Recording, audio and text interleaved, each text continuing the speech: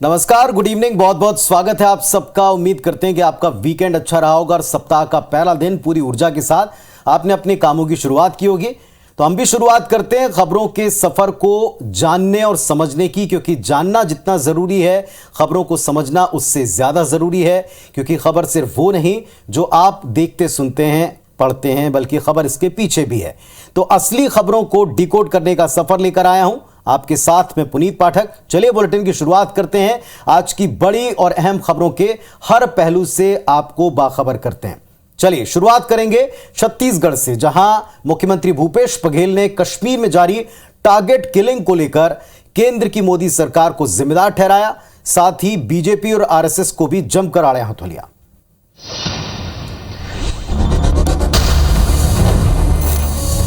कश्मीर में target killing की खौफनाक वारदातें हो रही हैं। केंद्र सरकार सवालों के घेरे में है। सरकार की नीतियों पर प्रश्न चिन्ह लग रहे हैं। इसी कड़ी में आज कांकेर पहुंचे मुख्यमंत्री भूपेश बघेल ने कश्मीर में टारगेट किलिंग पर केंद्र सरकार की नीतियों को जिम्मेदार बताया। और जब 370 हटाए थे, बोले कि अब जाके कश्मीर में हम जमीन खरीदेंगे, वहाँ हमारा सेब का बाग होगा। आज स्थिति क्या है? कितने लोग जाकर भारतीय जनता पार्टी के आरएसएस के लोग जमीन खरीदे? बता दे भाई। सीएम भूपेश बघेल ने साफ तौर पर कश्मीर के बिगड़ते हालात पर बीजेपी और आरएसएस की खामोशी को लेकर सवाल उठाए। लेकिन केंद्र की बैठी भारतीय जनता पार्टी सरकार मौन है। इसको जवाब देना जी। कश्मीर के मामले में पूरे देश भर में राजनीति कर रहे थे। बात तो सही है, बीजेपी कश्मीर को लेकर उतनी मुखर नहीं है जितनी हमेशा रहती है। माना कि सीएम भूपेश बघेल कांग्रेसी हैं, लेकिन उनके सवाल तो जायज ही हैं। तो साहब, राजनीति में सत्ता पक्ष के सवाल पूछे जाने की, जो सत्ता पक्ष से सवाल पूछते हैं वो तो एक आम सी बात है, पूछे जाने भी चाहिए। सरकार को भी इस पर जवाब निश्चित तौर पर देना चाहिए। खैर, सवाल जवाब अपनी जगह, इसका दौर चलता रहेगा। असली मसला क्या है इस सब के पीछे, डिकोड करते हैं। आप जानते हैं कि कश्मीर सालों से हिंसक अलगाववादी आंदोलन से त्रस्त रहा है। सीधे सीधे कहें तो आतंकवाद की आग में झुलसा है। इसे आप आतंकवाद के तौर पर देखते हैं। सालों तक स्थानीय दल और कांग्रेस का शासन रहा, किंतु घाटी में शांति बहाली नहीं हो पाई। बीजेपी ने धारा 370 खत्म करते वक्त यह दावा किया था अब कश्मीर में अमन होगा, शांति होगी, चैन होगा, विकास होगा। लेकिन ऐसा होता फिलहाल नहीं दिखा। आतंकी कश्मीरी पंडितों के साथ साथ जो गैर कश्मीरी लोग हैं उनको भी टारगेट कर रहे हैं। उन मुस्लिम लोगों को भी निशाना बनाकर हत्याएं की जा रही जो फोर्स में काम करते हैं या किसी भी तरह से उनको मदद करते हैं। यानी कुल मिलाकर सत्ता पक्ष के साथ जो है उसका विरोध हो रहा है। संकेत तो यही कहते हैं साहब कि केंद्र सरकार को अब कश्मीर के संदर्भ में आउट ऑफ द बॉक्स जाकर सोचना पड़ेगा। कश्मीर की समस्या का कोई स्थायी हल समाधान ढूंढना पड़ेगा। आतंक के नासूर को जड़मूल से खत्म करना होगा, तभी जाकर आप वहां शांति अमन का कोई दावा कर सकते हैं। आते हैं राजधानी रायपुर। हरियाणा के कांग्रेसी विधायक यहीं रायपुर में डेरा डाले हुए। 30 विधायकों को रायपुर आए 5 दिन बीत गए। आज इन विधायकों से छत्तीसगढ़ से निर्वाचित राज्यसभा सांसद राजीव शुक्ला ने मुलाकात की। और अब से कुछ देर पहले ही आपको भी पता, आपने देखा IBS 24 पर, छत्तीसगढ़ के मुख्यमंत्री भूपेश बघेल भी उस रिजॉर्ट पहुंचे जहां इन विधायकों को रखा गया। विधायकों से मेल मुलाकात हो चुकी है। सीएम भूपेश ने जिनको आज पर्यवेक्षक बनाया उन्होंने भी मुलाकात कर ली। आज बस्तर दौरे से लौटे और सीधा नवा रायपुर पहुंचे। रिजॉर्ट जाकर कांग्रेसी विधायकों से मिले।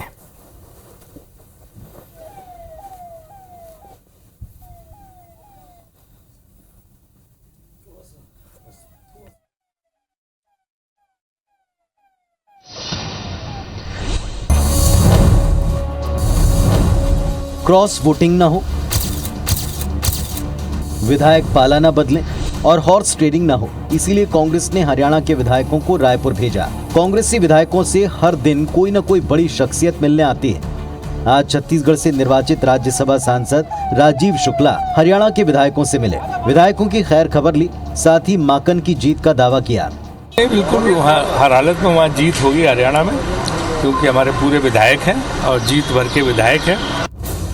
कांग्रेस के लिए हरियाणा की एक सीट प्रतिष्ठा का प्रश्न बन चुकी है। विधायकों को नजरबंद करने को लेकर कांग्रेस सवालों के घेरे में भी है। अब भला बीजेपी इस मौके को बनाने से कैसे चूकती? यहाँ लाने से इन्हें कोई फायदा होने वाला है मुझे नहीं लगता कि कुछ होगा। जो यदि ठान लिए हैं कि क्रॉस वोटिंग करेंगे तो क्रॉस वोटिंग होगा। 10 जून को राज्यसभा चुनाव है, नतीजे भी उसी दिन आएंगे। अब देखना होगा किसके दावे में कितना दम है। तो अगर कोई फायदा नहीं होगा तो फिर ये कवायद क्यों, और अगर ऐसा आपको पहले से पता तो उसका कोई आधार तो होगा। ऐसे कई प्रश्न उठे, इस पर हमने डिबेट भी की, आपने सुनी देखी। वैसे सियासत में दमदार असरदार होना बेहद जरूरी होता है। सत्ता पाने के लिए साम दाम दंड भेद की नीति अपनाई जाती। राज्यसभा चुनाव में इस दौर में साफ साफ दिख रहा है कि कहीं ना कहीं दाम और भेद की नीति के इस्तेमाल के पूरे आसार। अब वक्त है कांग्रेस के भय को डिकोड करने का। दरअसल कांग्रेस पार्टी भले ही दावा कुछ भी कर ले, लेकिन स्पष्ट यह है कि अपने विधायकों के पाला बदलने यानी क्रॉस वोटिंग करने की आशंका से पार्टी डरी हुई है। गोवा में बीजेपी ने सरकार बना ली थी। एमपी में कमलनाथ की कुर्सी वक्त से पहले छिन गई थी। कर्नाटक के ऑपरेशन लोटस से सारी दुनिया परिचित है, देश परिचित है। और ऐसे में बीजेपी पर सेंधमारी के आरोप लगाने के लिए कांग्रेस के पास में पर्याप्त आधार है। इतनी कवायद के बाद भी बीजेपी नेता का यह कहना कि कांग्रेस विधायक ठान चुके हैं तो क्रॉस वोटिंग तो करेंगे, कई सवालों को जन्म देता है। चलिए, वैसे जो राज्यसभा के चुनाव हैं इसमें वोटिंग में अब बस 4 दिन बचे हैं, यानी 4 दिन का इंतजार, फिर स्पष्ट होगा दूध का दूध पानी का पानी कि क्या होता है, किसके दावे में कितना दम है। फिलहाल दावा तो दोनों पक्ष कर ही रहे हैं साहब। उधर मध्य प्रदेश की भी जरा चर्चा करें। एमपी के पूर्व सीएम दिग्विजय सिंह की अध्यक्षता में आज राजधानी भोपाल में प्रशासनिक अत्याचार प्रतिरोध समिति की मीटिंग हुई। इस बैठक का मुद्दा कांग्रेस कार्यकर्ताओं पर दर्ज मुकदमों की समीक्षा करना था।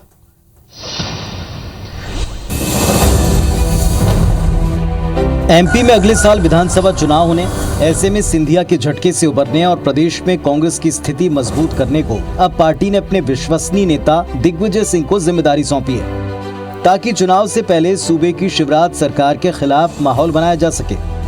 इसी कड़ी में आज राजधानी भोपाल में पूर्व मुख्यमंत्री दिग्विजय सिंह की अध्यक्षता में प्रशासनिक अत्याचार प्रतिरोध समिति की बैठक हुई। इस बैठक में प्रदेश की बीजेपी सरकार के कांग्रेस कार्यकर्ताओं के खिलाफ दर्ज मामलों पर विस्तार से बातचीत हुई और प्रदेश भर से कांग्रेस कार्यकर्ताओं पर दर्ज मुकदमों की एक सूची मंगाई गई। यानी अब शिवराज सिंह चौहान सरकार के खिलाफ कांग्रेस एक और मोर्चा खोलने वाली है। कांग्रेस अपने कार्यकर्ताओं पर दर्ज केसेस को इसमें हथियार बनाने का प्रयास करेगी। वक्त है कांग्रेस की इस रणनीति को डिकोड करने का। इसके केंद्र में कार्यकर्ता दिखते हैं। तो जैसा आप जानते हैं कि राजनीति में विरोध प्रदर्शन होते रहे हैं और होते रहेंगे। प्रदर्शनकारियों पर मुकदमे दर्ज होते हैं और जाहिर सी बात है कि अगर सरकार है, उसके विपक्ष प्रदर्शन कर रहा है, उसके खिलाफ जाकर तो आंदोलन के बाद मुकदमे भी विपक्षी कार्यकर्ताओं पर होंगे। कांग्रेस अपने कार्यकर्ताओं पर दर्ज मुकदमों की जमीन पर बीजेपी सरकार के खिलाफ एक आंदोलन खड़ा कर रही। 2 फायदे इससे हो सकते हैं। पहला, सरकार को कटघरे में खड़ा किया जा सकता है और दूसरा, कार्यकर्ताओं का मनोबल मजबूत होगा। उनको यह एहसास दिलाया जा सकेगा कि पार्टी हर हाल में अपने कार्यकर्ताओं के साथ खड़ी।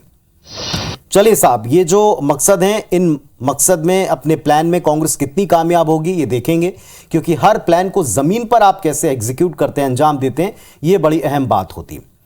और बात अगर आगे के प्लान्स को लेकर के करें तो मध्य प्रदेश की पॉलिटिक्स जिसकी हम चर्चा कर रहे हैं, सुर्खियों में मिर्ची बाबा एक बार फिर आ गए और अपने बयान को लेकर सुर्खियों में। कांग्रेस दफ्तर में बंद कमरे में मिर्ची बाबा ने कांग्रेस के आला नेताओं से मुलाकात की। इस दौरान मिर्ची बाबा ने बीजेपी सांसद भोपाल से साध्वी प्रज्ञा सिंह ठाकुर पर जमकर निशाना साधा।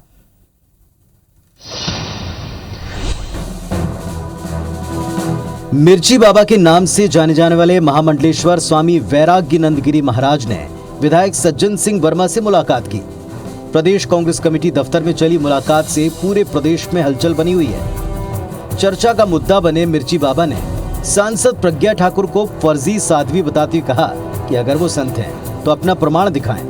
मिर्ची बाबा इस पर ही शांत नहीं हुए। उन्होंने कहा कि जूना अखाड़े और अवधेशानंद ने भी प्रज्ञा ठाकुर को खारिज कर दिया है। पहली बात तो वो साध्वी किसी अखाड़े से नहीं है, और वो अगर अखाड़े से हैं तो अपना सर्टिफिकेट दिखाएं। मिर्ची बाबा ने इस दौरान IBC24 के कैमरे पर उत्तर प्रदेश के सीएम योगी मनोहर लाल खट्टर, राजनाथ सिंह और सिंधिया को आशीर्वाद देते तस्वीरें साझा की। करनी और कथनी में फर्क है। मिर्ची बाबा ने कहा, बीजेपी का चरित्र दोहरा है, इसलिए जल्दी पूरे प्रदेश में धर्म संसद लगाकर सभी को बीजेपी की हकीकत बताएंगे। कि ना तो नदी तो साहब, एक तो राजनीति में संत एक नहीं कई संत, और एक संत दूसरे संत पर जो राजनीति में आरोप लगा रहा है। एमपी में निकाय पंचायत चुनाव है और मिर्ची बाबा इस चुनावी मौसम में सक्रिय हैं, जैसा वो पहले भी होते रहे। कांग्रेस नेता से मिर्ची बाबा की मुलाकात और साध्वी प्रज्ञा पर मिर्ची बाबा के इन तीखे वार, क्या अर्थ है इनका, डिकोड करते हैं। मिर्ची बाबा पिछले विधानसभा चुनाव में दिग्विजय सिंह के लिए हवन कर चुके हैं मिर्ची का। दिग्विजय सिंह के न जीतने पर जल समाधि का ऐलान भी कर चुके थे। कमलनाथ के स्वास्थ्य के लिए मिर्ची बाबा विशेष अनुष्ठान कर चुके हैं। कुल मिलाकर मिर्ची बाबा हमेशा से कांग्रेस के लिए समर्थक और प्रचारक रहे हैं। चुनाव से ऐन पहले मिर्ची बाबा का सक्रिय होना यह बताता है कि आने वाले वक्त में वो एक बार फिर से कुछ ऐसा करने वाले हैं जो सुर्खियों में उनको भी लाएगा और उनके कदम को भी। भले ही उसका फायदा कांग्रेस को मिले ना मिले, ये एक दूसरी बात है, इसके भी अपने इतिहास हैं। चलिए साहब, मिर्ची बाबा की पहचान आपको भी पता है एक संत के तौर पर है, लेकिन वो पॉलिटिक्स में, राजनीति में सक्रिय रहते हैं, यानी धर्म और सियासत के घालमेल का एक नमूना है मिर्ची बाबा। अब आप ये तय कीजिए कि एक संत व्यक्ति को राजनीति करनी ही चाहिए या नहीं करनी चाहिए, इस पर विचार करें। इस बात का जवाब भी जरूर खोजिएगा कि एक संत को राजनीतिक मंच की जरूरत पड़ती क्यों है, सोचिएगा। चलिए, इस वक्त हम आगे बढ़ रहे हैं। बीजेपी प्रवक्ता रही नूपुर शर्मा ये भी सुर्खियों में, पैगंबर साहब पर कथित टिप्पणी की, अंतर्राष्ट्रीय स्तर पर जमकर सुर्खियां मिली। बखेड़ा बढ़ा तो बीजेपी ने नूपुर शर्मा को पार्टी से बाहर का रास्ता दिखाया। मुस्लिम देशों ने इस टिप्पणी पर जो बेवजह का हल्ला मचाया था, भारत ने आज उस पर करारा जवाब दिया, सबका मुंह बंद कर दिया। अक्षय कुमार की फिल्म सम्राट पृथ्वीराज का बॉक्स ऑफिस पर फर्स्ट वीकेंड ठीक ठाक रहा। फिल्म ने 3 दिन में इंडिया से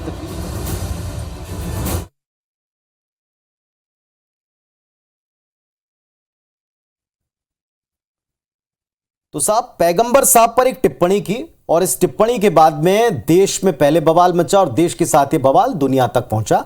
एक रिपोर्ट हम आपको दिखाना चाहते थे, लेकिन इसका सार ये कि वो बयान आपको याद होगा, इस बयान के पीछे की राजनीति आपको याद होगी। वैसे किसी भी देश के घरेलू मामले में किसी दल विशेष के प्रवक्ता की एक टिप्पणी, इस पर इतना संज्ञान लेना समझ में नहीं आता, क्योंकि इस टिप्पणी का भारत सरकार से कोई लेने देना था नहीं। इस बहाने से अंतर्राष्ट्रीय राजनीति और कूटनीति भी जमकर हुई है। इस राजनीति को, इन सारी चीजों को हम थोड़ा समझने की कोशिश करते हैं कि किस तरीके की ये बातें थी, क्या था, डिकोड करते हैं इसको। इस कथित टिप्पणी को सोशल मीडिया के जरिए एक पब्लिसिटी मिली। मुस्लिम देशों में आम लोगों ने ऑनलाइन इस पर अभियान तक चला दिए और वहां की सरकारें इसके दबाव में आ गई। पाकिस्तान ने भी इस मामले में खूब प्रोपेगेंडा फैलाया। चूंकि पाकिस्तान भी ओआईसी का सदस्य है, इसीलिए ओआईसी को उस पर बयान देना पड़ गया। भारत एक ऐसा राष्ट्र है जिसकी रगों में धर्मनिरपेक्षता का खून दौड़ता है और यह बात पूरी दुनिया जानती है और मानती भी। और इसी वजह से भारत के इस जवाब के बाद, जो प्रतिक्रिया इसके बाद, मामला शांत हो गया लगता है। लेकिन साहब, ऐसा लगता नहीं है कि बात यहीं पर खत्म होगी। क्या इस तरह के प्रोपेगेंडा पर विराम नहीं लगाना चाहिए? क्या इस तरह की प्रोपेगेंडा को फैलाने के बाद में ऐसी ताकतों को बेनकाब नहीं करना चाहिए? इस बारे में जितना सरकारों का दायित्व है, उतना थोड़ा आपको हमको भी सोचना है। इस वक्त अब बात एक ऐसे हादसे की जिसने सबको दुखी किया। उत्तराखंड के उत्तरकाशी जिले में बस हादसे में 26 यात्रियों के शव मिले। हादसे के वक्त बस में कुल 30 लोग सवार थे, जिसमें चालक और परिचालक को छोड़ सभी एमपी के पन्ना जिले के निवासी थे।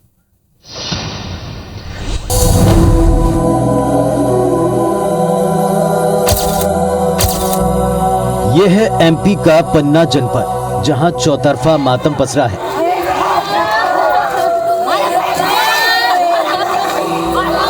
क्योंकि उत्तराखंड के उत्तरकाशी में हुए बस हादसे में कुल 26 लोगों की मौत हो गई। मरने वालों में पन्ना के 25 लोग हैं और एक शख्स उत्तराखंड का है। और हमारे बहन भी हैं, फूफा फूफा है, और सब हमारे गांव से 2 लोग और से थे।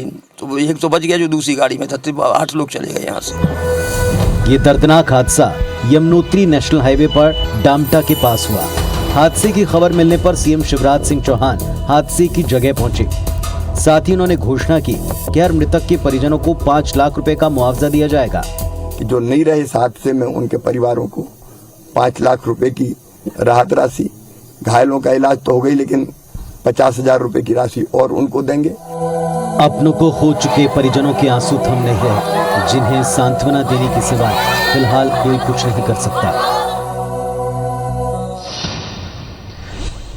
तो साहब, उत्तराखंड में हुए दर्दनाक हादसे से न केवल 26 परिवार गमगीन हैं, बल्कि पूरे प्रदेश में एक शोक की लहर है। सभी राजनीतिक दलों ने इस हादसे पर दुख प्रकट किया है।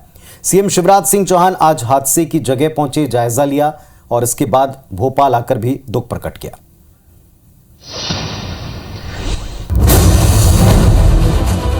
तस्वीरें भोपाल के स्टेट हैंगर की हैं, जहां शिवराज सिंह चौहान ने उत्तराखंड से लौटकर प्रेस कॉन्फ्रेंस की। प्रेस कॉन्फ्रेंस में सीएम शिवराज सिंह चौहान ने आंखों देखा हाल सुनाया। तो बस पहले खाई में गिरी और कई पलटियां खाती हुई एक पेड़ से टकरा के 2 टुकड़े हो गए। अब आप खुद समझ सकते हैं कि हादसा कितना भयावह था।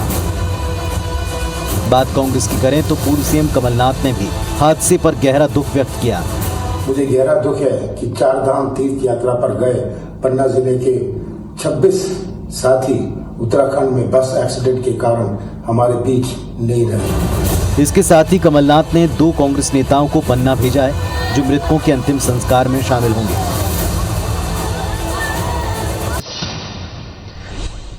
तो उत्तराखंड में एक भीषण हादसा हुआ, सबने देखा। इसके बाद कई सारे सवाल उठते हैं हर हादसे के बाद, ऐसे यहां भी उठे।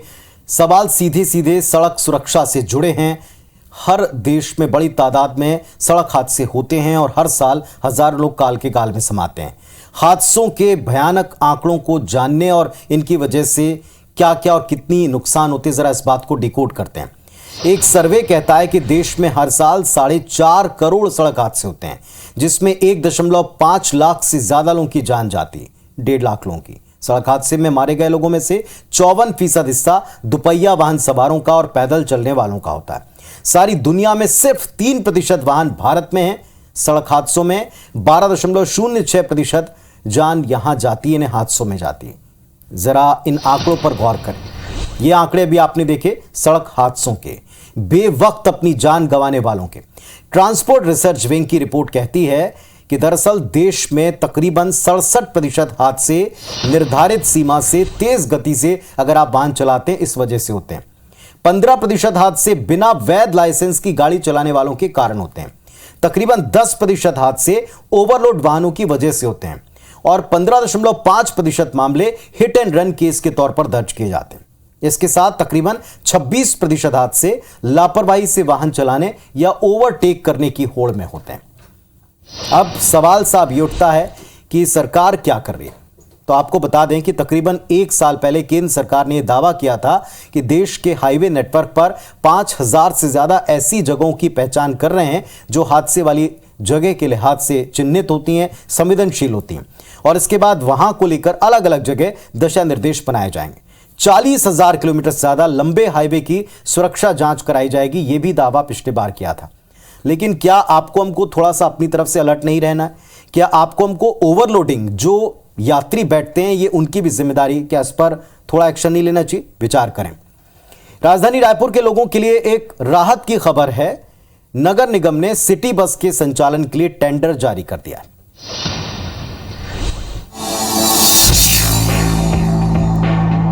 अगर आप रायपुर के रहने वाले हैं या फिर राजधानी में अक्सर आना जाना करते हैं तो ये खबर आपको सुकून देने वाली है। पिछले करीब 2 सालों से बंद सिटी बस की सुविधा अब फिर बहाल होने वाली है, जो कोरोना की वजह से बंद कर दी गई थी। नगर निगम ने 67 बसों के संचालन के लिए टेंडर जारी किया है। जानकारी के मुताबिक 40 बसें शहर में चलेंगी और 27 सिटी बसें शहर से लगे इलाकों में चलेंगी। 2 साल पहले बंद हुई सिटी बसें आमानाका डिपो में धूल खा रही हैं। यहाँ ये जान लेना जरूरी है कि सिटी बस सर्विस बड़े जोश और खरोश से शुरू की गई थी, जो कोरोना काल में बंद हो गई। लेकिन कोविड संकट के कम होने पर दोबारा इसको शुरू नहीं किया गया, जिसकी वजह से आम लोगों को ऑटो और टैक्सी में मनमाने दाम चुकाकर ट्रैवल करना पड़ा। कह सकते हैं कि महंगाई के इस दौर में किराए पर लोगों को आमदनी का एक बड़ा हिस्सा खर्च करना पड़ रहा है।